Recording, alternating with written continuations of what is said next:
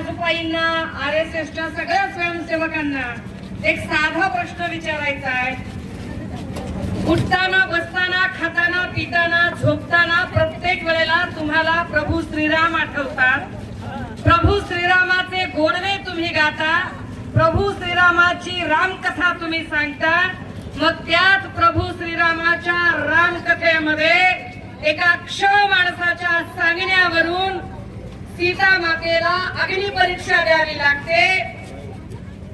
जर तुम्ही प्रभू श्रीरामाच्या रामकथेमध्ये एका क्ष माणसाने संशय घेतला म्हणून सीता मातेला अग्निपरीक्षा द्यायला सांगता आणि ते मान्य करता, तर इथं एक माणूस नाही तर या देशातली करोडो जनता ही ईव्हीएम वर संशय व्यक्त करते. मग तुम्ही ईव्हीएम का बंद करता? जर लोकमत तुमच्या पाठीशी आहे असं तुम्हाला वाटतं, जर तुमचं असं म्हणणं आहे की लोकांनी तुम्हाला निवडून दिलाय, तर तेच लोकमत बॅलेट वर सिद्ध करून दाखवा.